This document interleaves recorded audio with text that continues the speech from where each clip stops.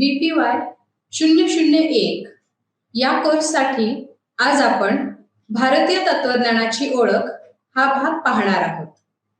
यातील महत्त्वाचा आणि पहिला जो घटक आहे भारतीय तत्वज्ञानाची सर्वसाधारण वैशिष्ट्ये, याबद्दल आज आपण विस्ताराने चर्चा करूया.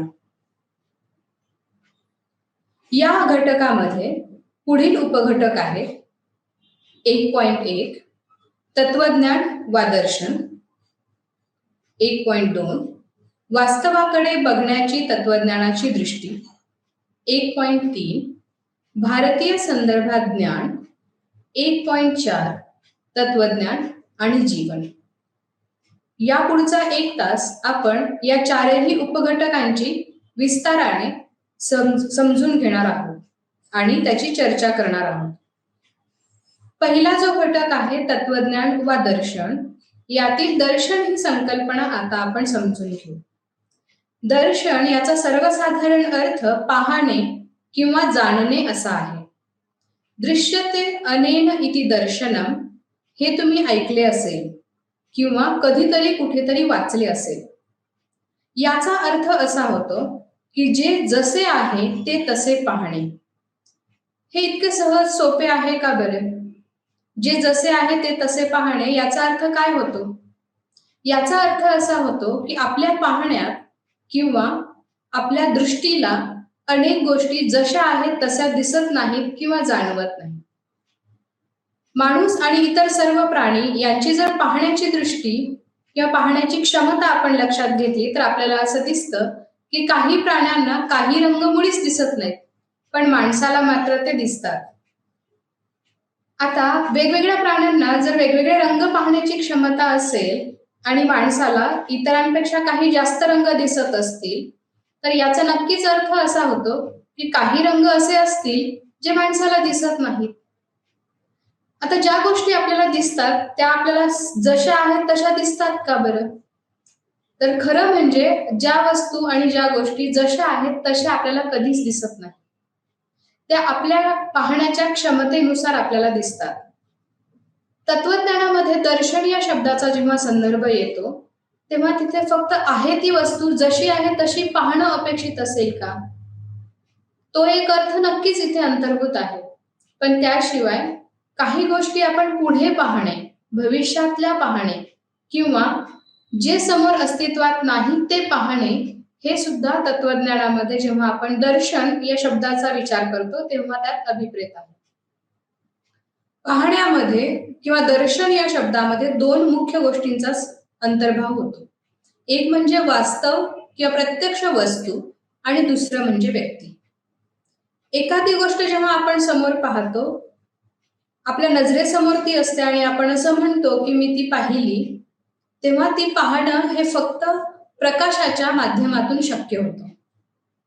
म्हणजे वस्तूच्या पृष्ठभूमीवर किंवा पृष्ठभागावर जेव्हा प्रकाश किरणं पडतात आणि ती परावर्तित होऊन आपल्या दृष्टीपर्यंत येतात किंवा आपल्या डोळ्यांच्या बुबुळापर्यंत पोहोचतात, तेव्हा त्या वस्तू, त्याचा आकार, त्याचा पृष्ठभाग, त्याचा रंग ह्या गोष्टी आपल्याला दिसू लागतात. आता जेव्हा प्रकाशाचा अभाव असेल म्हणजे अंधार असेल तेव्हा आपल्याला एखादी गोष्ट दिसेल का? तर दिसणं अभावात्मक होतं, म्हणजे दिसत नाही. हे जसं वस्तूंबाबत तसंच व्यक्तींबाबतही आहे. एखाद्या व्यक्तीला आपण अनेक काळ ओळखत असतो, अनेक वर्ष ओळखत असतो, परंतु एखाद्या प्रसंगात ती व्यक्ती अशा प्रकारे वागते आणि आपल्याला वाटतं की आपण त्या व्यक्तीला ओळखतच नाही किंवा या व्यक्तीचा हा भाग, या व्यक्तीच्या व्यक्तिमत्वाचं हे अंग आपण कधी पाहिलंच नव्हतं असं आपल्याला वाटतं. हे निव्वळ इतर व्यक्तींबद्दल असेल का? तर नाही. स्वतःबद्दल सुद्धा असं होतच. म्हणजे कधीतरी एखाद्या प्रसंगी आपण असे वागतो आणि त्याचा जेव्हा नंतर विचार करतो तेव्हा असं म्हणतो की मी असं वागेन असं मला मुळीच वाटलं नव्हतं. म्हणजे मी स्वतःलाच आश्चर्यचकित केलं. पाहणं हे जसं वस्तूंचं, जसं व्यक्तींचं, जसं सृष्टीचं, तसंच या सृष्टीच्या पलीकडे ज्या पारलौकिक गोष्टी आहेत त्यांच्याबद्दलचंही पाहणं तत्वज्ञानाच्या दर्शन या संकल्पनेमध्ये अभिप्रेत आहे. तत्वज्ञान हा शब्द खरं म्हणजे खूप रूढ आहे आणि आपल्यापैकी बहुतेकांनी तो ऐकलेला असतो. याचा अर्थ आता आपण समजून घेऊया. तत्वज्ञान म्हणजे तत्वाचे ज्ञान. तत्वाचे ज्ञान किंवा तत्वाविषयीचे ज्ञान. हो, पण तत्व म्हणजे काय? तत्व या शब्दाची फोड तत् अधिक त्व अशी होती. तत् अधिक त्वचे ज्ञान म्हणजे तत्वज्ञान. आता हे तत् काय आहे आणि त्व काय आहे बरं? तत् म्हणजे ते आणि त्व म्हणजे तू आहेस. ते तू आहेस याचं ज्ञान होणं म्हणजे तत्वाचं ज्ञान होणं म्हणजेच तत्वज्ञान. तत्व म्हणजे अंतिम सत्ता असाही एक अर्थ त्यातून आपल्याला घेता येतो. सत्तामीमांसा आणि ज्ञानमीमांसेनुसार याचा अर्थ अंतिम सत्तेचे किंवा अंतिम सत्तेचे स्वला जे ज्ञान होते ते ज्ञान म्हणजे तत्वज्ञान.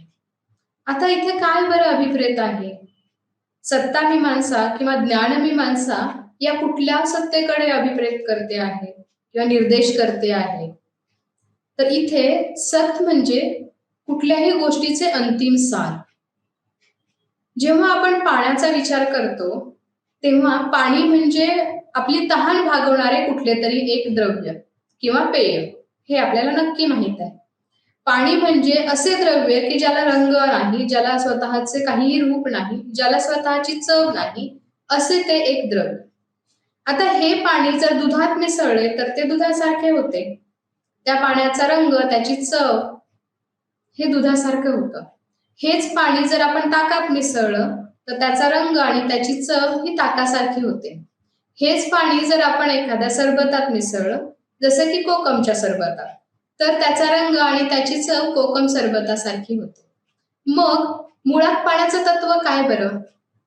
तर मूलतः पाण्याचं जर तत्व आपण बघितलं तर त्याच्यामध्ये आपल्याला H2O म्हणजे हायड्रोजनचे 2 अणू आणि ऑक्सिजनचा 1 अणू असा दिसतो. आता सरसकटपणे जेव्हा सर्वसाधारण लोक पाण्याचा विचार करतात किंवा पाण्याचा उल्लेख करतात, पाण्याबद्दल बोलतात, तेव्हा ते H2O चा विचार करतात का बरं? तर नाही. ते कुठल्या पाण्याचा विचार करतात की जे पाणी आपली तहान भागवतं, जे पाणी सर्व सकल प्राणी मात्रांसाठी संजीवनी आहे त्या पाण्याचा विचार करतात. कोण बरं H2O चा विचार करतं? पाण्याचा उल्लेख करताना H2O चा विचार करतात विज्ञानाचे विद्यार्थी किंवा असे लोक जे पाण्याच्या मूल घटकापर्यंत पोहोचू इच्छितात. अन्यथा सर्वसामान्य लोकांना त्याचा विचार करण्याची मुळीच गरज नाही. अगदी तसंच तत्वज्ञान काय करतं तर आपल्या विचाराच्या क्षेत्रात येणाऱ्या प्रत्येक गोष्टी, प्रत्येक वस्तू, प्रत्येक सजीव निर्जीव तसेच प्रत्येक संकल्पना आणि कल्पना विचारांचा मूलतः विचार करतं. कुठल्याही गोष्टीचं मूळ काय असेल याचा विचार करणं म्हणजे त्याच्या तत्वापर्यंत पोहोचणं होय. जसं हे वस्तूंबद्दल तसंच ते व्यक्तींबद्दल. जर पाण्याचा मूल घटक H2O असेल तर माणसाचा मूळ घटक काय असेल बरं? त्याचं शरीर असेल, त्याचं मन असेल, त्याची बुद्धी असेल, विचार असतील की कल्पना असेल, याचा विचार ज्यामध्ये होतो त्याला आपण तत्वज्ञान असं म्हणतो. तत्वज्ञानामध्ये किंवा तत्वाचे ज्ञान होण्यामध्ये 2 मुख्य गोष्टी अभिप्रेत आहेत किंवा अपेक्षित आहेत. एक म्हणजे ज्ञान, ते कशाचं तरी होतच असतं, आणि दुसरं म्हणजे ज्ञाता. ज्ञान हे कोणाला तरी होत असतं, तिथे कर्ता अभिप्रेत आहे. कर्त्याशिवाय ज्ञान नुसते किंवा निव्वळ ज्ञान कदाचित शक्य होणार नाही. इथे कोण असतो ज्ञाता? तर ती व्यक्ती जिला हे ज्ञान होतं ती. म्हणजे आता जर मी समोर माझ्या संगणकाकडे बघत असेल तर तिथे संगणक आहे याचे ज्ञान कोणाला होत आहे तर ते मला होत आहे. किंवा तुम्ही तुमच्या संगणकाच्या पटाकडे बघत असाल तर तिथे संगणक आहे याचे ज्ञान कोणाला होते तर ते तुम्हाला होते. म्हणजे इथे कर्ता महत्वाचा आहे, फक्त ज्ञान नव्हे किंवा ज्ञानाची ती निवड प्रक्रिया नव्हे. तत्वज्ञान काय करतं तर तत्वज्ञान आपल्याला वास्तवाकडे बघण्याची दृष्टी देतं. आता ही दृष्टी भारतीय तत्वज्ञानाची कोणती आहे किंवा कशी आहे? भारतीय तत्वज्ञानाच्या वास्तवाकडे बघण्याच्या दृष्टीचं जे वैशिष्ट्य आहे ते म्हणजे तिची जटिलता आणि तिची विविधता. इथे आपण जटिलता आणि विविधतेकडे का पाहतो आहोत किंवा त्याला भारतीय तत्वज्ञानाचं वैशिष्ट्य असं का म्हणतो आहोत? कारण भारतीय तत्वज्ञानाचा विकास एकमार्गी झालेला नाही. आपण जर पाश्चात्य तत्वज्ञानाच्या विकासाकडे किंवा इतिहासाकडे पाहिलं तर आपल्याला असं दिसतं की कालक्रमामध्ये एकानंतर एक तत्वज्ञ विकसित होत गेले किंवा तत्वज्ञानाच्या शाखा विकसित होत गेल्या. पण भारतीय तत्वज्ञानामध्ये मात्र असं झालं नाही. भारतीय तत्वज्ञानामध्ये एकाच वेळी अनेक तत्वशाखांचा विकास झाला आणि म्हणून भारतीय तत्वज्ञानाचं जटिलता आणि विविधता हे एक महत्वाचं वैशिष्ट्य आहे असं आपल्याला म्हणता येईल. मूलतः भारतीय तत्वज्ञानाचा जर विस्तार आपण पाहिला तर आपल्याला हे माहिती असावं की भारतीय तत्वज्ञानाच्या एकूण 9 शाखा आहेत, ज्यातील 6 ह्या आस्तिक शाखा आणि 3 नास्तिक शाखा मांडलेल्या आहेत. परंतु ह्या शाखा कशावरून ठरल्या किंवा कशा प्रकारे या शाखांचा विकास झाला ह्याचं मूळ जर आपण समजून घ्यायचा प्रयत्न केला तर आपल्याला असं दिसतं की प्रत्यक्ष जगाकडे बघण्याची जी दृष्टी त्या त्या तत्वज्ञ शाखांनी भारतीय तत्वज्ञानात उचलली त्यावरून त्यांचा विकास झाल्याचं आपल्याला दिसतं. एकूण वास्तव जग जसं आहे तसं त्याला समजून घेण्यासाठी जे वेगवेगळे सिद्धांत भारतीय तत्वज्ञानामध्ये आले त्यावरून भारतीय तत्वज्ञानाच्या शाखांचा विकास झाल्याचं आपल्याला दिसतं. वास्तवाकडे पाहण्याचे किंवा वास्तव समजून घेण्याचे 2 मुख्य प्रवाह आपल्याला दिसतात. एक म्हणजे ऐहिक किंवा भौतिक आणि दुसरा म्हणजे आध्यात्मिक. ऐहिक म्हणजे काय तर जे जग जे वास्तव आपल्याला आपल्या पंच ज्ञानेंद्रियांनी जाणून घेता येऊ शकतं ते आणि तेवढंच खरं किंवा सत्य वास्तव आहे असं समजणारे तत्वशाखा. आणि आध्यात्मिक म्हणजे वास्तव किंवा ऐहिक अशा जगाच्या पलीकडे काही अस्तित्व आहे आणि तेही एकूण वास्तवाचा अस्तित्वाचा भाग आहे असं मानणाऱ्या ज्या शाखा होत्या त्यांना आपण आध्यात्मिक असं म्हणतो. ऐहिक शाखांमध्ये भौतिक आणि अभौतिक असा पुढे आपल्याला विस्तार झाल्याचं दिसतं, तर आध्यात्मिक मध्ये आस्तिक आणि नास्तिक असा विस्तार झाल्याचं दिसतं. या चारहींची जर गोळाबेरीज आपण केली तर आपल्याला असं दिसतं की सगळ्या तत्वज्ञानाच्या शाखा यामध्ये कुठे ना कुठे बसतात. म्हणजे काही शाखा आपल्याला भौतिक आहेत आणि आस्तिक आहेत अशा दिसतात, काही शाखा आपल्याला अभौतिक आहेत आणि आस्तिक आहेत असं दिसतं, काही शाखा आपल्याला भौतिक आहेत आणि नास्तिकही आहेत, तर काही शाखा अभौतिक आणि नास्तिक आहेत असं आपल्याला दिसतं. भारतीय तत्वज्ञानामध्ये जर वास्तवविषयक सिद्धांतांचा आपण विचार केला तर 4 मुख्य शाखा आपल्याला दिसतात. एक म्हणजे एकतत्ववादी किंवा एकतत्ववाद हे तत्वज्ञान मांडणारी शाखा, दुसरी दिसते ती द्वितत्ववाद मांडणारी शाखा, तिसरी आहे ती अद्वैतवाद मांडणारी शाखा आणि चौथी आहे ती अनेक तत्ववाद मांडणारी शाखा. या शाखा काय आहेत हे आपण समजून घ्यायचा प्रयत्न करूया. एक तत्ववाद म्हणजे काय तर ह्या संपूर्ण जगाची निर्मिती ही एकाच तत्वाच्या आधारे किंवा एकाच तत्वातून झालेली आहे असं मांडणाऱ्या तत्वज्ञानात्मक शाखा. अशा कुठल्या शाखा आहेत की ज्या एकच तत्व आहे असं मानतात? तर एक तत्व जे ईश्वर आहे, जे ब्रह्म आहे असं मानणाऱ्या काही शाखा आहेत की ज्याच्यामधून आपल्या विश्वाची निर्मिती झाली आहे असं त्यांचं मत आहे. याच्यामध्ये आपल्याला वेदांत या शाखांचा विचार करता येईल किंवा या तत्वज्ञानात्मक शाखांचा विचार करता येईल की ज्यांच्या मते संपूर्ण विश्वाची निर्मिती ही ब्रह्मन किंवा परमेश्वर, ज्याला परमात्मा अशी अनेक वेगवेगळी नावं आहेत, ज्यामधून एकमेव देव किंवा एकमेव ईश्वर प्रतीत होतो, त्याच्यामधून ह्या सर्व विश्वाची निर्मिती झाली आहे असं ते मांडतात. द्वितत्ववाद म्हणजे काय तर अशा तत्वज्ञानाच्या शाखा की ज्यांच्यामध्ये 2 भिन्न तत्वांच्या मूल तत्वांच्या एकत्रीकरणातून ह्या विश्वाची निर्मिती झालेली आहे. जसं की सांख्य या तत्वज्ञ शाखेचा आपल्याला विचार इथे करता येईल. सांख्यांच्या मते प्रकृती आणि पुरुष ह्या 2 मूल तत्वांमधून ह्या संपूर्ण विश्वाची निर्मिती झाली. म्हणजे इथे आपल्याला असं दिसतं की द्वितत्ववाद हा दुहेरी तत्वांचा विचार करतोय किंवा किमान 2 मूलतत्वांचा विचार करतो आहे. जसं एकतत्ववादामध्ये आपण म्हणालो की एकच एक मूळ तत्व जे ब्रह्मन, त्याच्यामधून हे संपूर्ण विश्व निर्माण झालं आहे, असं एक तत्ववादी तत्वज्ञ किंवा तत्वज्ञ शाखा मांडतात. इथे आपल्याला असाही विचार करता येईल की पंचमहाभूतांचा जेव्हा आपण विचार करतो आणि आपल्याला असं दिसतं की ह्या संपूर्ण विश्वाची निर्मिती या पंचमहाभूतांमधून झालेली आहे, तर मुळात की कुठल्याही एकाच तत्वापासून या संपूर्ण जगाची निर्मिती झाली आहे असावी, असा सिद्धांत मांडणाऱ्यांनाही आपण एकतत्ववादी म्हणतो. तिसरा जो सिद्धांत आहे तो आहे अद्वैतवादाचा.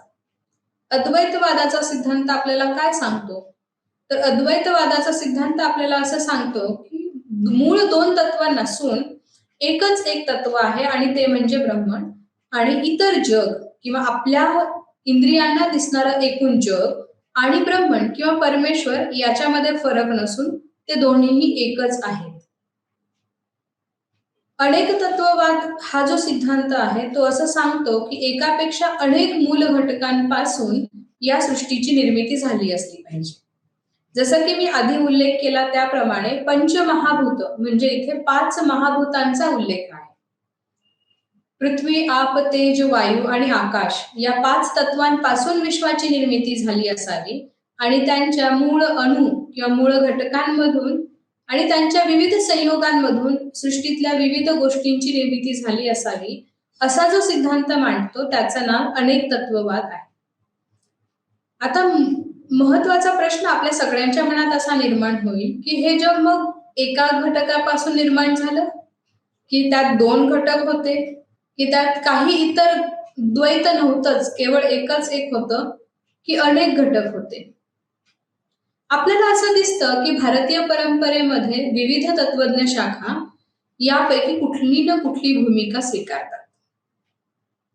जसं मी उदाहरण दिलं की द्वैतत्ववाद किंवा द्वितत्ववाद सांख्य दर्शनाने सांगितलेला आहे, तर अद्वैतवाद हा वेदांत, अद्वैत वेदांत ज्याला आपण शंकराचार्यांचं वेदांत असं म्हणतो, त्यांनी तो सांगितलेला आहे.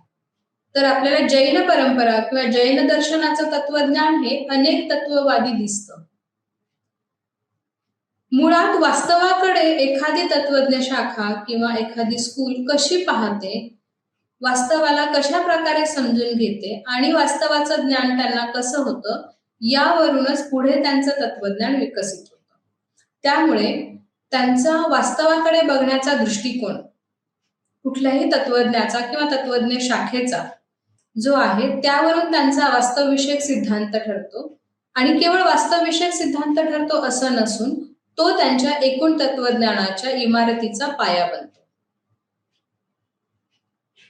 मगाशी आपण जे 4 घटक पाहिले त्याचं आपल्याला एकत्रीकरण असं पाहता येईल की काही भारतीय दर्शनं ही भौतिकवादी आहेत आणि आस्तिकही आहेत. काही भारतीय दर्शनं ही भौतिकवादी आहेत आणि नास्तिक आहेत. काही भारतीय दर्शनं ही अभौतिक आहेत आणि आस्तिक आहेत, तर काही भारतीय दर्शनं ही अभौतिक आणि नास्तिक आहेत. आता किमान प्रत्येक प्रकाराचं एक उदाहरण मी इथे द्यायचा प्रयत्न करते. असं कुठलं दर्शन आहे जे भौतिक आहे आणि आस्तिकही आहे? वैशेषिक या दर्शनाचं आपल्याला उदाहरण इथे घेता येईल की जे भौतिकवादी आहे आणि जे आस्तिक आहे. आस्तिक आणि नास्तिक या शब्दाची फोड किंवा याचा अर्थ तुम्हाला आधी कदाचित माहित असेल किंवा कदाचित नसेलही. सर्वसाधारणपणे आस्तिक आणि नास्तिक या पदांचा अर्थ ईश्वरावर श्रद्धा ठेवणारा किंवा ईश्वराचं अस्तित्व मानणारा तो आस्तिक, आणि ईश्वरावर श्रद्धा न ठेवता त्याचं अस्तित्व नाकारणारा तो नास्तिक, असा सर्वसाधारण समज एकूण भारतीय परंपरेमध्ये आपल्या सगळ्यांचा आहे. तत्वज्ञानात याचा अर्थ घेताना हाच एक अर्थ आपल्याला मुळीच घेता येणार नाही.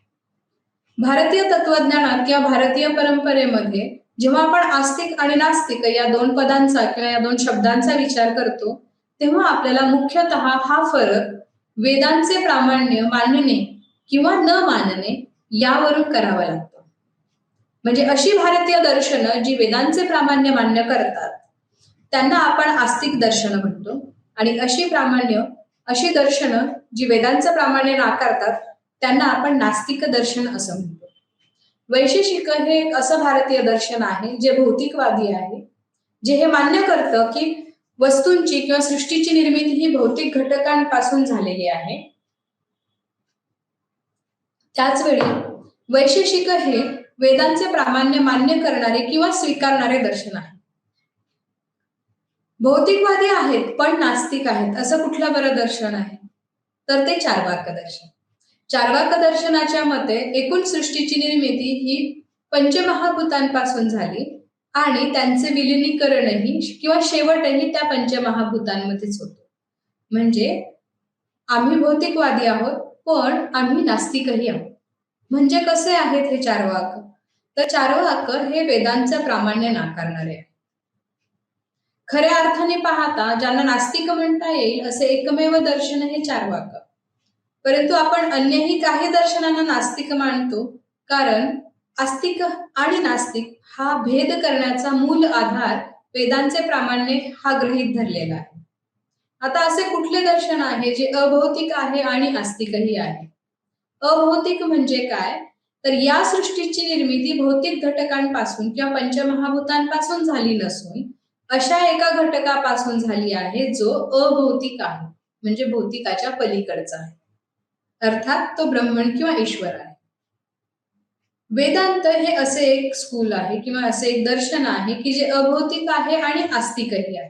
म्हणजे वेदांत दर्शनाला वेदांचे प्रामाण्य मान्य आहे. अभौतिक आणि नास्तिक असे कुठले दर्शन आहे? तर इथे आपल्याला बौद्ध परंपरेचा विचार करावा लागेल. बौद्ध परंपरेनुसार विश्वाची निर्मिती ही भौतिक घटकांपासून झाली नसून ती अभौतिक घटकांपासून झाली आहे. परंतु बौद्ध दर्शन हे वेदांचे प्रामाण्य स्वीकारत नसल्यामुळे त्यांना आपण नास्तिक दर्शन असे मानतो. वास्तववादामध्ये जेव्हा बाह्य जग हेच अंतिम सत आहे किंवा अंतिम सत्ता आहे असं मानलं जातं, तेव्हा स्वचे अस्तित्व हे महत्वाचे नसून किंवा कमी महत्वाचे असून बाह्य जगाचे अस्तित्व हे जास्त महत्वाचे मानले.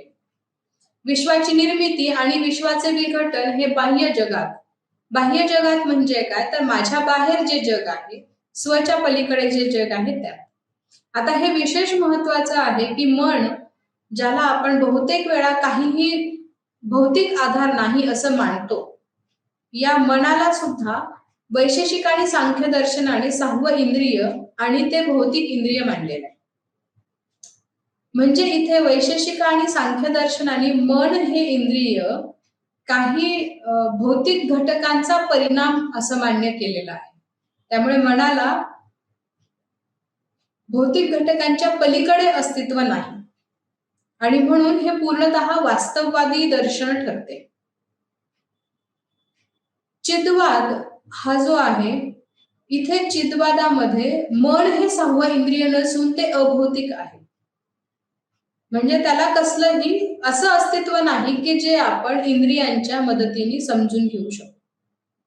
चिदवादामध्ये महत्वाचे जे दर्शन आहे ते आहे योगाचार बौद्ध दर्शन. आस्तिक आणि अज्ञेयवादी, नास्तिक आणि अज्ञेयवादी अशी ही दर्शनं भारतीय परंपरेमध्ये आपल्याला सापडतात. परंतु या बहुतेकांना आपण वास्तववादी आणि चिदवादी या 2 मुख्य प्रकारांमध्ये विभागू शकतो. वास्तववादी ते आहेत जी दर्शनं वास्तव जगाला किंवा बाह्य जगाला महत्व देतात, तर चिदवादी आणि अज्ञेयवादी ती दर्शनं आहेत की जी बाह्य जगाबरोबरच मनालाही महत्व देतात. मन असं म्हणताना फक्त मन इथे अपेक्षित नसून मन आणि त्यापुढे मग आत्मा आणि परमेश्वर किंवा परमात्मा हाही अपेक्षित आहे.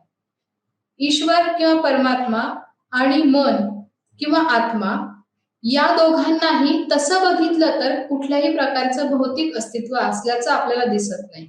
म्हणजे जसं मला माझा हात दाखवता येतो, म्हणजे जसं मला माझे केस दाखवता येतात, माझे पाय दाखवता येतात, किंवा अगदी आपण शरीराची चिरफाड केली तर मला आत माझं जठर दाखवता येईल, माझं हृदय दाखवता येईल, माझं पित्ताशय दाखवता येईल. तसं आपल्याला शरीराची चिरफाड करून किंवा न करता कुठल्याही मार्गाने आपलं मन दाखवता येईल का? किंवा मी जेव्हा म्हणते की माझं मन आज दुःखी आहे, माझं मन आज तळमळतं आहे, माझ्या मनाला आज वेदना होत आहेत, किंवा माझा आत्मा ह्या सगळ्यात अडकलाय, असं जेव्हा आपण मनाला आणि आत्म्याला संबोधून बोलत असतो, तेव्हा आपल्याला आपल्या शरीरात किंवा आपल्या अस्तित्वामध्ये कुठेही हा भाग दाखवता येतो का? तर तो आपल्याला दाखवता येत नाही. आणि म्हणून त्यांचं अस्तित्व अभौतिक आहे, भौतिकाच्या पलीकडचं आहे. म्हणजे माझा चेहरा, माझे नाक, माझे डोळे, माझे कान, माझे केस, माझे हात, माझे पाय, हे घटक जसे आपल्याला भौतिक दाखवता येतात, त्यांचं अस्तित्व आहे आणि त्यांचं अस्तित्व हे अणुरेणूंनी बनलेलं आहे हे आपल्याला जसं दाखवता येतं, तसं मन आणि आत्म्याच्या संदर्भात आपल्याला मुळीच करता येत नाही. कारण मन नावाचा एक घटक आहे आणि तो मला दाखवता येईल असं काही आपल्या अनुभवाला येत नाही. हे जसं मनाचं तसंच ते आत्म्याचंही आहे.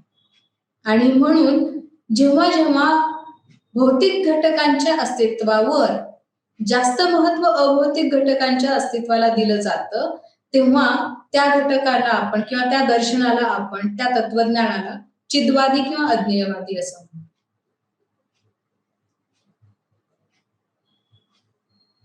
भारतीय तत्वज्ञानाच्या संदर्भात जेव्हा आपण विचार करतो, तेव्हा आपल्याला असं दिसतं की ज्ञाता आणि ज्ञान याला खूप महत्व भारतीय परंपरेने दिलेलं आहे.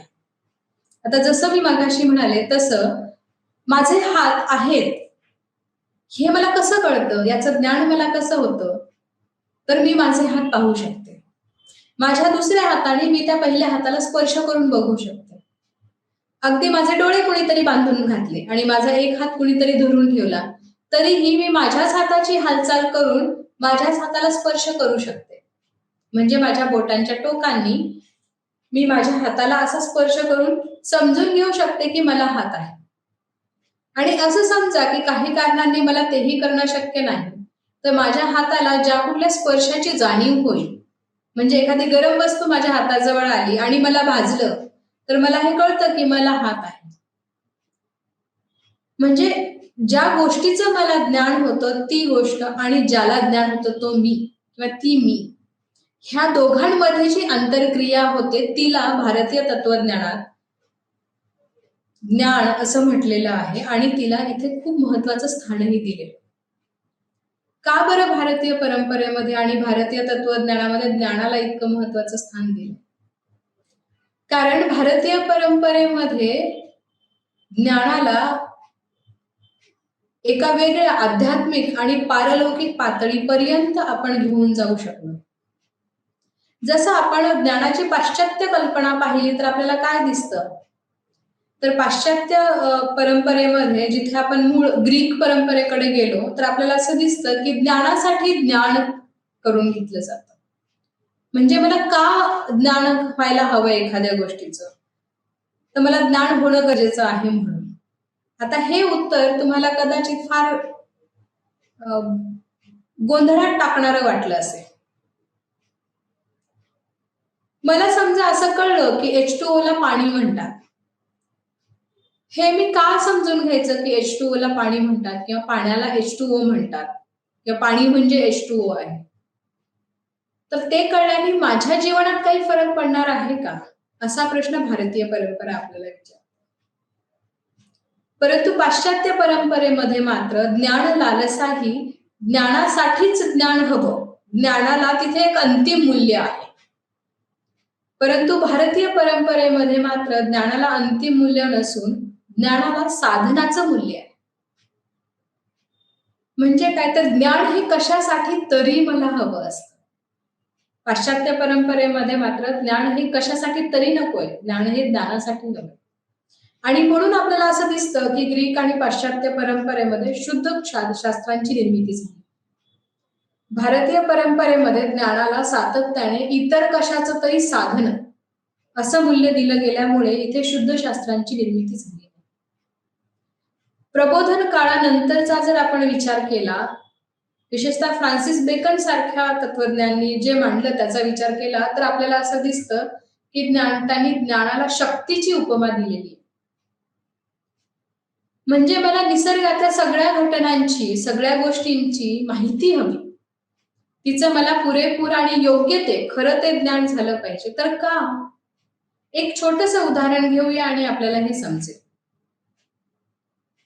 पाऊस पडतो आणि अनेक वेळा असं होतं की जेव्हा पावसाळा असतो तेव्हा पाऊस पडत नाही. आता माणूस म्हणून मला जर हे नेमकं कळलं की पाऊस कधी पडतो आणि का पडतो आणि कधी पडत नाही आणि पडत नसेल तेव्हा का पडत नाही, तर त्या ज्ञानाचं मी काय करीन?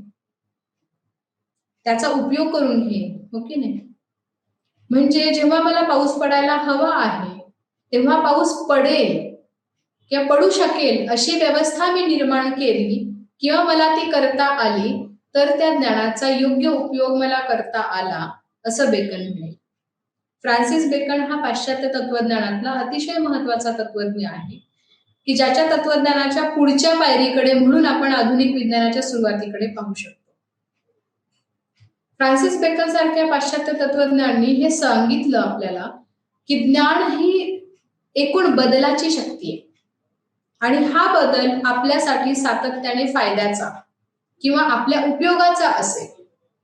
खरं म्हणजे बेकनच्या त्या एका वळणाच्या ठिकाणी पाश्चात्य तत्वज्ञानात आपल्याला काय दिसतं, तर भारतीय परंपरेमध्ये ज्ञानाकडे जसं बघितलं गेलं तसं बेकननी ज्ञानाकडे पाहिलेलं आपल्याला दिसतं. भारतीय परंपरेमध्ये आपण जेव्हा ज्ञानाचा विचार करतो तेव्हा आपल्याला असं दिसतं की इथे उपयोजित ज्ञान आणि उपयोजित ज्ञानाशी संबंधित तंत्रज्ञानाचा विकास याला जास्तीत जास्त महत्व होतं. जसं आपण औषधी शास्त्र किंवा आता आज सध्या ज्याला आपण खूप लोकप्रिय मानतो आणि ज्याला आपण आयुर्वेद म्हणतो, त्याचा विकास भारतामध्ये जास्त झाला.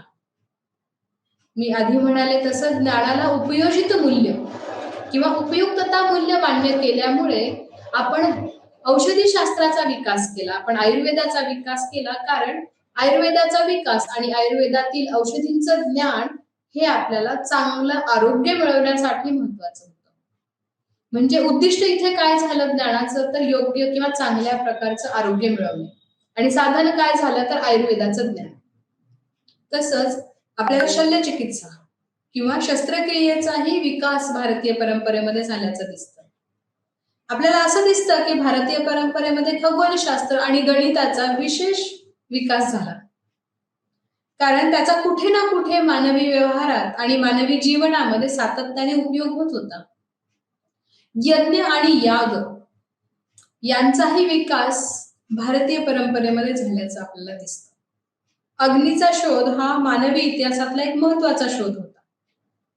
जसा तो पाश्चात्यांना झाला तसाच तो कुठे ना कुठे भारतीयांनाही झाला. यज्ञ आणि त्या निमित्ताने वापरलं जाणारं सगळं उपयोजित तंत्रज्ञान ह्याचा विकास भारतीय परंपरेत आणि भारतीय शास्त्रात आपल्याला झाल्याचं दिसतं, कारण यज्ञ आणि याग हे सुद्धा काहीतरी पुढे मिळवण्याचं साधन होतं. जसं आजही आपल्याला दिसतं की कुठे पाऊस पडेनासा झाला तर मंदिरांमध्ये आपण यज्ञ करतो, पाऊस पडण्यासाठीचा यज्ञ. कधीतरी तुम्ही जर आपल्या परंपरेतील काही पुस्तकं वाचायचा प्रयत्न केला तर आपल्याला असं दिसतं की प्रत्येक गोष्ट मिळवण्यासाठी, मग ती भौतिक असू देत किंवा आध्यात्मिक असू देत, आपल्या परंपरेने वेगवेगळ्या प्रकारचे यज्ञ आणि याग करण्यासाठी सांगितलेलं आहे. त्यातला अंधश्रद्धेचा भाग आपण बाजूला ठेवला तरीही आपल्याला असं दिसतं की यज्ञ आणि यागाच्या निमित्ताने आकार, घन, भौमितिक आकार आणि त्यांचे परस्परांशी संबंध याचा मोठा अभ्यास आणि विचार आपल्याला इथे आपल्या परंपरेत झाल्याचं दिसतं. पाश्चात्य परंपरेमध्ये ज्ञानाला त्याचं स्वतःचं म्हणून एक मूल्य आहे, त्याचं स्वतःचं म्हणून एक महत्व आहे. भारतीय परंपरेत आपल्याला असं दिसतं की तेच ज्ञान फक्त महत्वाचं आहे ज्या ज्ञानाचा मानवी जीवनात काहीतरी उपयोग. असं कुठलंही ज्ञान की ज्याचा मानवी जीवनामध्ये उपयोग होणार नाही, त्या ज्ञानाला अजिबातच महत्व भारतीय परंपरेमध्ये दिलं गेलं नाही असं आपल्याला दिसतं. आता या सगळ्याचा अर्थ काय होतो, यातून आपण काय समजून घ्यायचं, तर आपण हे समजून घेणं गरजेचं आहे की भारतीय परंपरेमध्ये आलेली ज्ञानाची आणि शक्तीची कल्पना जी आहे ती पाश्चात्य परंपरेत आलेल्या ज्ञानाच्या आणि शक्तीच्या कल्पनेपेक्षा वेगळी आहे. फ्रान्सिस बेकननी जी शक्तीची कल्पना मांडली त्यात त्यांनी ज्ञानाला शक्ती असं म्हटलं होतं. आणि ही कशा प्रकारची शक्ती होती, कशासाठीची शक्ती होती, तर बेकनने सांगितलेली ही जी शक्ती आहे ती निसर्गावर मात करण्यासाठीची शक्ती. निसर्गातील वेगवेगळ्या घटना मानवाच्या नियंत्रणात आणण्यासाठीची ती शक्ती आहे आणि म्हणून त्यासाठीचं ज्ञान त्यांना आवश्यक होतं. आणि म्हणून आपल्याला असं दिसतं की पाश्चात्य परंपरेमध्ये नैसर्गिक शास्त्रांचा किंवा नॅचरल सायन्सेसचा विकास जास्त झाला आहे. भारतीय परंपरेत ज्ञानाला किंवा शक्तीला जे महत्व आहे ते कशासाठी आहे, तर भारतीय परंपरेमध्ये स्वचं ज्ञान होणं याला शक्ती मानलेलं आहे. स्वचं ज्ञान होण्याला शक्ती मानणं म्हणजे काय, तर इथे एकूण जे विश्व आहे, एकूण जो विश्वाचा पसारा आहे आणि त्याचा जो कर्ता आहे त्याच्याशी माझं तादात्म्य किंवा एकत्व साधणं याला आपण शक्ती असं म्हटलेलं आहे. इथे आपल्याला हे महत्वाचं दिसतं की आपण ज्याला आपण शरण जाणे म्हणतो, एकूण विश्वाला आणि विश्वाच्या कर्त्याला शरण जाणे याला शक्ती म्हटलंय. इथे स्वची जाणीव होणं, स्वचं ज्ञान होणं ही एखाद्या व्यक्तीची शक्ती असू शकते. इथे आपल्याला दिसतं की बेकनची शक्तीची कल्पना आणि भारतीयांची शक्तीची जी कल्पना आहे ती पूर्णपणे वेगळी. एका ठिकाणी आपल्याला एक्सरसाइज टू पॉवर म्हणजे शक्ती वापरणं, आपलं बल वापरणं, ज्ञानाचा उपयोग करून बल वापरणं आणि इतरांना आपल्या नियंत्रणात आणणं हे अपेक्षित आहे. तर भारतीय परंपरेमध्ये आपण सरेंडर होणं म्हणजे शरण जाणं, एकूण विश्वाच्या पसाऱ्यामधलं स्वतःचं स्थान जे नगण्य आहे ते समजून घेणं, पण त्याच वेळेला आपण आणि एकूण विश्व हे एकच आहोत हे समजून घेणं याला आपण ज्ञानाची शक्ती असं म्हटलेलं आहे. भारतीय तत्वज्ञानामध्ये आपल्याला असं सातत्याने दिसतं की एक साधारण आरोप भारतीय तत्वज्ञानावर सातत्याने केला जातो. तो पाश्चात्य अभ्यासकांनी तर केला आहेच, परंतु भारतीय अभ्यासकांनीही ह्या आरोपाचं खंडन योग्य प्रकारे केलेलं नाही. हा कुठला आरोप आहे भारतीय तत्वज्ञानावरचा, तर ऐहिक जीवनाचा नकार भारतीय तत्वज्ञान करतं आणि ऐहिक जीवनातल्या सुखाचाही नकार भारतीय तत्वज्ञान करतं, असा तो एक महत्वाचा आरोप आहे. आपल्याला सातत्याने असं सांगितलं जातं की भारतीय तत्वज्ञान आध्यात्मिक आहे, भारतीय तत्वज्ञान मोक्ष ही संकल्पना सांगतं, परंतु भारतीय तत्वज्ञान आहे ते जीवन कसं चांगलं जगावं याचा विचार करत नाही, असा एक महत्वाचा आरोप भारतीय तत्वज्ञानावर आणि म्हणून पर्यायाने भारतीय परंपरेवर केला जातो.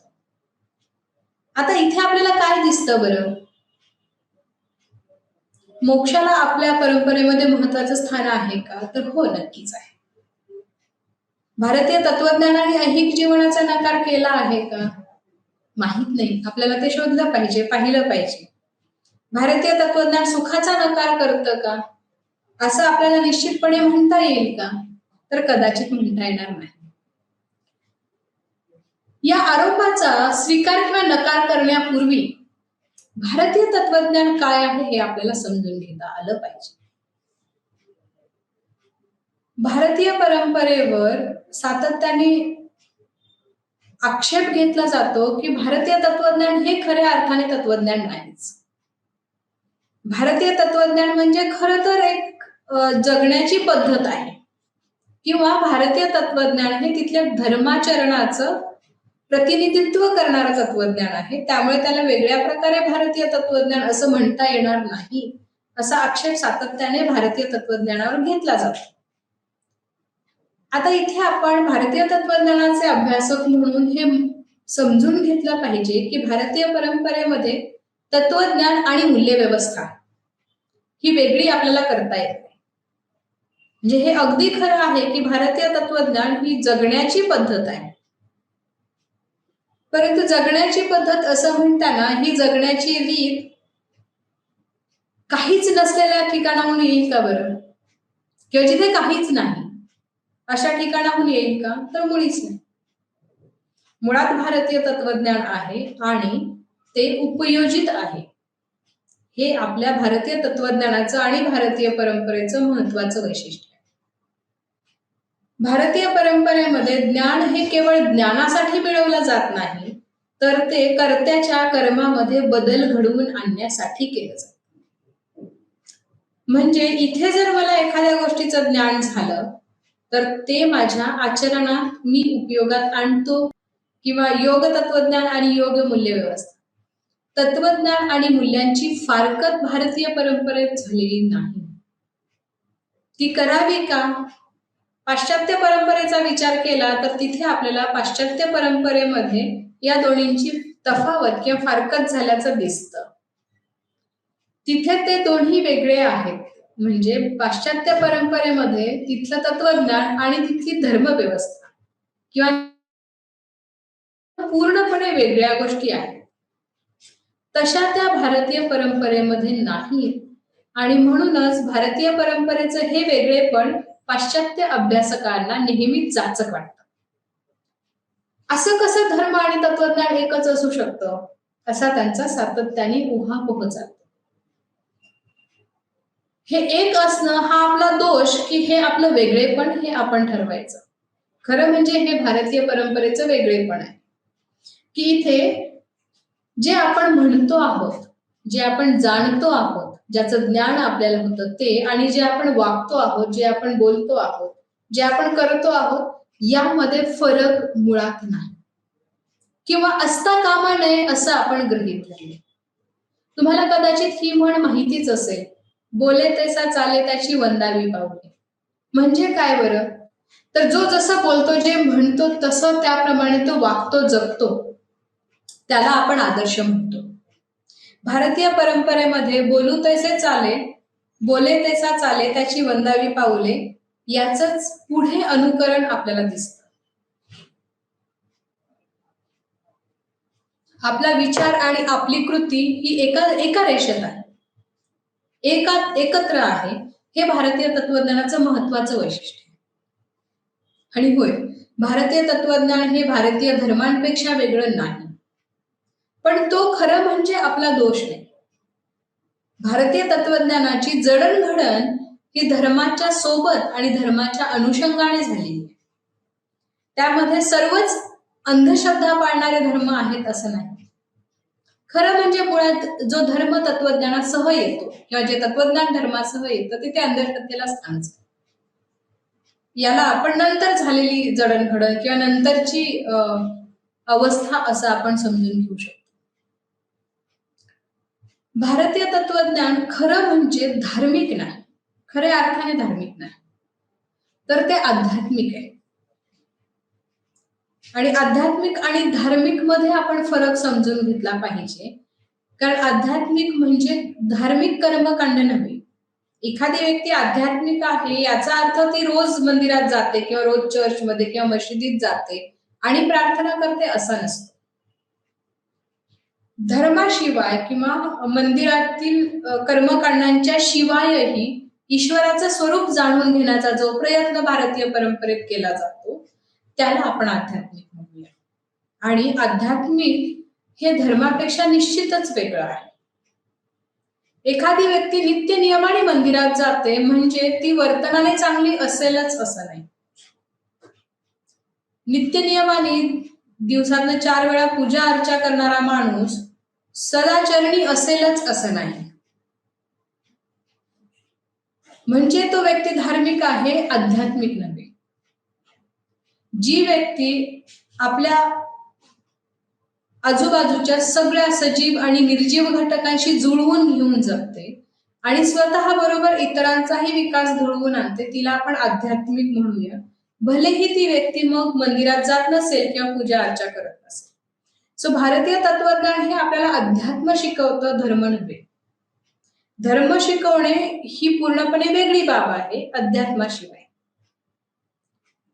सो भारतीय तत्वज्ञानामध्ये ज्ञान होणं हे जर तुमच्या कृतीमध्ये, तुमच्या वागण्यामध्ये, तुमच्या वर्तनामध्ये पर्यावर्तित होत नसेल तर त्या ज्ञानाला फारसा अर्थ नाहीये. आणि म्हणून इथे ज्ञान हे जीवन जगण्याची एक पद्धती बनतं. भारतीय परंपरेमध्ये ज्ञानातूनच आध्यात्मिक ध्येयाची पूर्तता होते. इथे जसं ज्ञान होणं महत्वाचं आणि ज्ञान होणं हे भौतिक आणि आध्यात्मिक विकासासाठी ध्येयपूर्तीसाठी उपयुक्त, तसंच अविद्या म्हणजे ज्ञान न होणं किंवा चुकीचं ज्ञान होणं हा आपल्या आध्यात्मिक आणि भौतिक ध्येयपूर्तीच्या मार्गातला अडसर ठरतो. भारतीय तत्वज्ञानानुसार ज्याला सत्य ज्ञान होतं किंवा सत्याचं ज्ञान होतं तो अज्ञानी आणि इतर माणसांपेक्षा वेगळ्या प्रकारे जगतो आणि वागतो. जर मला ह्या गोष्टीचं पूर्ण ज्ञान झालं असेल की आपण सर्व सजीव एक समान आहोत, तर मग मी अन्य कुठल्याही सजीवावर, माणूस किंवा माणूसेतर प्राण्यांवर अन्याय अत्याचार करणार नाही. म्हणजे माझं वागणं त्या ज्ञानासह बदलतं किंवा त्या ज्ञानामुळे बदलतं. हा बदल होणं हे भारतीय परंपरेमध्ये आणि भारतीय तत्वज्ञानामध्ये महत्वाचं मानलं. समजा मी सगळी पुस्तकं पाठ केली, मला हे पाठ माहितीये, तोंडपाठ आहे की आपण सगळे एकसारखे आहोत, पण ते आपण एक समान आहोत, एकसारखे आहोत हे माझ्या वर्तनात येत नाही आणि मी इतर माणसांवर आणि इतर प्राण्यांवर अत्याचार करत असेल, तर या ज्ञानाला खऱ्या अर्थाने ज्ञान म्हणता येणार नाही, असं आपल्याला भारतीय तत्वज्ञान परंपरा सांगते. भारतीय परंपरेमध्ये तत्वज्ञान आणि मूल्य हे वेगळं करता येत नाही. भारतीय परंपरेमध्ये तत्वज्ञान हे धर्मापेक्षा वेगळं नाही. धर्म आणि तत्वज्ञान हे एकमेकांसोबत येतात, पण त्याचा अर्थ धर्म म्हणजेच भारतीय तत्वज्ञान असा होत नाही. आणि शेवटचे महत्वाचं वैशिष्ट्य भारतीय परंपरेतलं हे आहे की भारतीय तत्वज्ञान आध्यात्मिक आहे, परंतु ते आध्यात्मिक आहे याचा अर्थ ते धार्मिक आहे असा नव्हे. भारतीय परंपरेमध्ये ज्या ज्ञानाचा आपण सातत्याने उल्लेख करतो आहोत, तर ते ज्ञान दोन प्रकारचं आहे असं आपल्याला दिसतं. एक म्हणजे पराज्ञान किंवा पराविद्या आणि दुसरं म्हणजे अपराज्ञान किंवा अपराविद्या. याला आपण उच्च ज्ञान आणि कमी उच्च प्रतीचं ज्ञान किंवा कमी प्रतीचं ज्ञान असं म्हणू शकतो. अपराज्ञानामध्ये आपल्या अवतीभोवती असणाऱ्या सर्व सजीव आणि निर्जीव सृष्टीचं आणि एकूण विश्वाचं होणारं आपल्याला ज्ञान, जे आपल्याला आपल्या पंचज्ञानेंद्रियांच्या मदतीने होतं, त्याला आपण अपराज्ञान असं म्हणतो.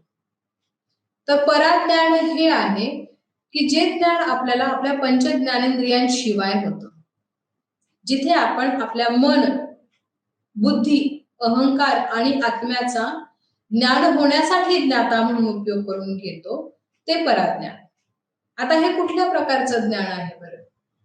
पराज्ञान हे त्या प्रकारचं ज्ञान आहे की जिथे आपल्याला स्वची जाणीव होते, स्वचं ज्ञान होतं किंवा ईश्वराच्या अस्तित्वाचं ज्ञान होतं, साक्षात्कार होतात किंवा आपल्याला मोक्षाची प्राप्ती होते.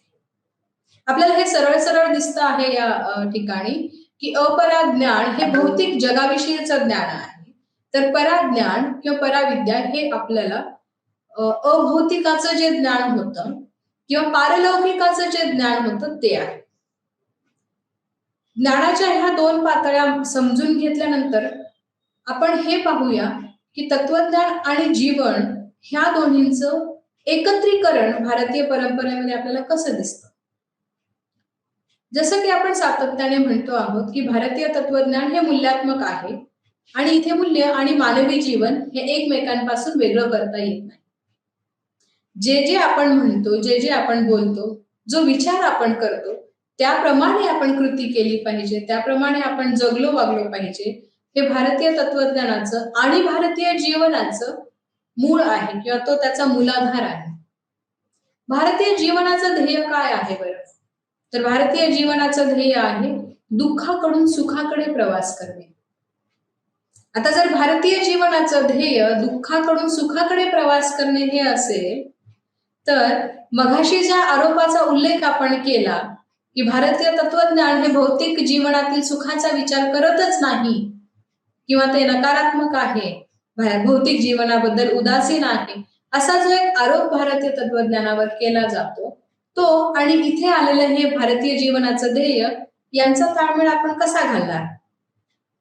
जेव्हा आपण म्हणतो की दुःखाकडून सुखाकडे प्रवास करणे हे भारतीय तत्वज्ञानाचं उद्दिष्ट आहे, भारतीय जीवनाचं ते ध्येय आहे, तर याचा अर्थ काय? आपण जेव्हा सुखाचा विचार करतो तेव्हा आपल्याला काय दिसतं? तर आपल्या ज्या गरजा आहेत, आपल्या ज्या निवडी आहेत, आवडी आहेत, त्यांची पूर्तता होणं म्हणजे सुख. म्हणजे असं बघा, खूप उन्हातून चालून आल्यानंतर एखाद्या माणसाला तहान लागते. खूप तहान लागलेली असताना जेव्हा आपल्याला चवदार आणि गार पाणी प्यायला मिळतं, तेव्हा ते सुख आहे. आपण उन्हातून चालून आलो आणि थंडगार सावलीत बसलो तर ते सुख आहे. आपल्याला खूप भूक लागली असेल आणि आपल्याला पोटभर आवडतं जेवायला मिळालं तर ते सुख आहे. आपण खूप थकलो असू, आपल्याला खूप झोप आली असेल आणि आपल्याला झोपायला चांगला उबदार बिछाना मिळाला तर ते सुख आहे. हो की नाही? आपल्याला राहायला चांगलं घर मिळालं, आपल्याला फिरायला चांगली गाडी मिळाली की ते सुखच आहे. परंतु हे सगळ्या प्रकारचं सुख किंवा ज्याच्या कशाचा आपण सुख म्हणून विचार करू शकू, ते सगळं काही क्षणांपुरतं मर्यादित आहे. म्हणजे समजा मला काहीतरी आवडतं खायला. उदाहरणार्थ मला जलेबी खूप आवडते खायला. आता जिलेबी मला आवडते, पण मी किती खाऊ शकेन? असं समजा की कोणीतरी माझ्यासमोर 2 किलो जिलेबी ठेवली आणि मला सांगितलं की आत्ताच्या आत्ता ही संपवा. मी किती खाऊ शकेन? भलेही मला तो पदार्थ कितीही आवडत असला, तरी मी काही 2 किलो खाऊ शकणार नाही. किंवा असं समजूया की एखाद्याची तेवढं खाण्याची क्षमता आहे. तर 10 किलो तर नक्कीच नाही खाऊ शकत. तहान लागल्यानंतर जेव्हा आपण गार पाणी पितो आणि ते जे सुख आहे, ते किती काळापुरतं असतं बरं? ती तहान शमेपर्यंत. एकदा ती तहान भागली की ते सुख आपल्याला पुन्हा मिळू शकत नाही. म्हणजे काय तर मिळणारं सुख जे आहे, जे ज्याला आपण भौतिक जीवनातलं भौतिक सुख म्हणू, ते काही काळापुरतं असतं. ते निरंतर नाही. ते कायमचं टिकणारं नाही. म्हणजे याचा अर्थ काय झाला, की जेव्हा जेव्हा त्या सुखाचा कालावधी संपतो, तेव्हा तेव्हा मागे काय उरतं तर दुःख. म्हणजे सुख हे निरंतर नाही, त्याच्यामध्ये अडसर आहे, हे मुळात दुःख. जे सुख आपल्याला मिळतं ते कायमचं टिकत नाही, हे आपलं दुःख. आता आपण हे समजून घेऊया की दुःखाकडून सुखाकडे प्रवास करणे याला भारतीय परंपरेमध्ये नेमका काय संदर्भ आहे? भारतीय परंपरेमध्ये ज्ञानाला एक मूल्य आहे आणि ज्ञानाला एक महत्व आहे. या ज्ञानामुळे ज्ञात्याला म्हणजे ज्याला ज्ञान होतं त्या व्यक्तीला जीवनाची दृष्टी मिळते. ज्ञाना आधारित या जीवन दृष्टीमुळे ज्ञात्याचं वर्तन बदलतं. आता या बदलाला सुद्धा मूल्यात्मक महत्व आहे. म्हणून सुखाकडून दुःखाकडे जी वर्तन बदलाची प्रक्रिया आहे माणसाची किंवा ज्ञात्याची, ती एक मुळात नैतिक समस्या बनते. असा प्रवास करावा का? असा प्रवास करणं हे मूळ निसर्गाच्या विरोधात ठरेल का? असे काही नैतिक प्रश्न आपल्याला तिथे उपस्थित करतात. आपल्याला असं दिसतं किंवा आपण काही काळापूर्वी असं पाहिलं की आपल्याकडे भौतिक आणि अभौतिक, अभौतिक किंवा पारलौकिक अशा भूमिका घेणारी भारतीय दर्शनं आहेत. आपल्याकडे भारतीय आस्तिक दर्शनं आहेत, तसंच भारतीय नास्तिक दर्शनंही आहेत. आणि यांच्या तात्विक भूमिका ह्या परस्पर विरोधी आहेत. म्हणजे जड वस्तूंपासून विश्वाची निर्मिती झाली असं मानणारी दर्शनं आणि ईश्वरापासून जो अचळ आहे, अजल आहे, अचेतन आहे, सचेतन आहे, अशा ईश्वरापासून विश्वाची निर्मिती झाली असं मानणारी अभौतिक दर्शनं, यांचं ध्येय दुःखाकडून सुखाकडे जाणारे एकच असेल का बरं? सर्वच भारतीय दर्शनांनी निरंतर सुखप्राप्ती हे भारतीय जीवनाचं किंवा मानवी जीवनाचं ध्येय म्हणले. आणि दोन सुखांच्या मध्ये जे दुःख येतं किंवा सुख संपल्यानंतर जे दुःख येतं त्याचं निर्मूलन हे सुद्धा भारतीय तत्वज्ञानाने आणि भारतीय दर्शनांनी मानवी जीवनाचं ध्येय म्हणलेलं आहे. यांच्या त्या वेगवेगळ्या प्रकारच्या भारतीय दर्शनांच्या विचारांमध्ये जी तफावत येते ती कशाला सुख म्हणायचं याच्यावरून येते. सुख कशाला म्हणायचं, ते कशात असतं, ते कसं प्राप्त करून घ्यायचं, यावरून त्यांच्यामध्ये तात्विक भेद निर्माण होतात. जसं की चार्वाक दर्शनाचा विचार केला तर ते म्हणतील ऋण काढा पण सण साजरा करा, ऋण काढा पण तूप प्या. म्हणजे काय, तर काय वाटेल ते झालं तरीही भौतिक सुखांकडे दुर्लक्ष करू नका किंवा त्याच्याकडे पाठ वळवू नका. परंतु काही आस्तिक दर्शन मात्र किंवा बौद्ध दर्शनासारखं नास्तिक दर्शन सुद्धा क्षणभंगूर अशा भौतिक सुखाच्या कचाट्यात सापडू नका हे मानवाला सांगतात. ते सांगतात की जे निरंतर आहे, जे सतत टिकणारं सुख आहे त्याच्याकडे बघा. म्हणजे दोन सुखांच्या मध्ये येणाऱ्या दुःखातून तुमची सुटका होईल. आणि असं कुठलं सुख आहे जे निरंतर राहतं, तर ते स्वची होणारी जाणीव किंवा स्वचं होणारं ज्ञान हे ते सुख. परंतु चार्वाक दर्शनाला मात्र हे मान्य असणार नाही. चार्वाक दर्शनाच्या मते आत्मा नाही आणि म्हणून आत्म्याला हे स्वचं निरंतर होणारं ज्ञानही नाही आणि त्या अनुषंगाने मग त्या दुःखातून सुटकाही नाही. म्हणून चार्वाक दर्शन आपल्याला सांगेल की भौतिक जी सुख मिळतात ती सगळी घ्या, कारण हा जन्म आपल्याला पुन्हा मिळणार नाही. जसं आपण पाहतो की एकच निवडणूक असते आणि पुढे एकच सरकार येणार असतं, पण निवडणुकांच्या आधी वेगवेगळे राजकीय पक्ष त्यांचे जाहीरनामे ठेवतात. त्यांचे जाहीरनामे आपल्याला सांगतात. ते काय सांगतात बरं या जाहीरनाम्यांमध्ये? त्यांच्या मते देशाचा विकास म्हणजे काय, सगळ्यांचं कल्याण म्हणजे काय, त्यांच्या मते अच्छे दिन म्हणजे काय हे ते सांगत असतात. जसं आपण विविध राजकीय पक्षांचे जाहीरनामे समजून घेऊ तसं आपल्याला विविध भारतीय दर्शनांनी सुख आणि दुःखाविषयी घेतलेली भूमिका समजून घेता येईल. सुखाची जी संकल्पना आहे तिच्यामध्ये ऐहिक सुख आणि सुखाची निरंतरता ही महत्वाची आहे. ऐहिक सुख आणि त्याची अंतिमता हे पण महत्वाचंच आहे. जे काही भौतिक सुख आपल्याला मिळतं, म्हणजे तहान लागली की पाणी पितो त्यावेळेला जे सुख मिळतं ते काही शेवटचं नाही. त्यापुढे अनेक काही सुख आपल्याला किंवा अनेक भरपूर सुख आपल्याला मिळणार आहेत, म्हणून ते अंतिम सुख नाही. आणि तसंच ते निरंतरही नाही, म्हणजे ते सतत चालू आहे असंही नाही. निरंतर सुख जे आहे ते आपल्याला ऐहिक जग आणि त्यामध्ये जी सुख प्राप्त होतात त्याच्या पलीकडे नेतं. ऐहिक सुखाच्या पलीकडे जर हे अंतिम सुख असेल तर ते आपली दुःखातून कायमची मुक्तता करेल. या प्रकारच्या सुखाला भारतीय परंपरेमध्ये मोक्ष किंवा निर्वाण असं म्हटलेलं आहे. आणि चार्वाक दर्शन सोडलं तर इतर सर्व दर्शनांनी, मग ती आस्तिक दर्शनं असू देत किंवा नास्तिक दर्शनं असू देत, त्यांनी मोक्ष किंवा निर्वाणाची संकल्पना वेगवेगळ्या नावांखाली स्वीकारलेली आहे. हे करण्यासाठी त्यांनी वैराग्याची संकल्पना मांडली आहे.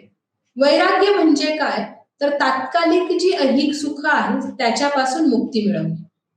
म्हणजे मला तहान लागली, मी पाणी प्याले की मला जे सुख मिळतं ते कायमचं नाही, ते तात्पुरतं आहे, ते क्षणभंगूर आहे. त्यामुळे त्यातून मला मुक्तता मिळाल्याशिवाय मला निरंतर सुखाची प्राप्ती करण्यासाठीचा प्रवास मुळात करता येणार नाही. तत्वज्ञान आणि धर्म ह्या दोन्ही गोष्टी एकमेकांसोबत भारतीय परंपरेमध्ये आणि भारतीय तत्वज्ञानामध्ये येतात. धर्मापासून तत्वज्ञान, विशेषतः भारतीय तत्वज्ञान प्रेरणा घेत नाही, तर विविध तत्वज्ञान परंपरांपासून प्रेरणा घेऊन विविध धार्मिक आणि सांप्रदायिक परंपरा सुरू झाल्याचं आपल्याला दिसतं.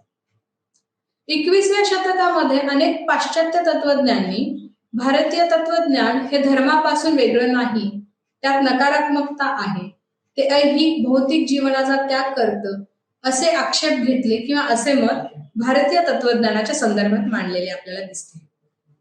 याचे निराकरण आपण समजून घ्यायचा प्रयत्न एव्हाना केलाच आहे. भारतीय तत्वज्ञान परंपरेत ऐहिक आणि भौतिक जगाचा नकार नाही, उलट भौतिक जगाचा अंतिमतः नकार मुळीच केलेला नाही, परंतु त्याचे निरंतर नसणे अधोरेखित केले आहे.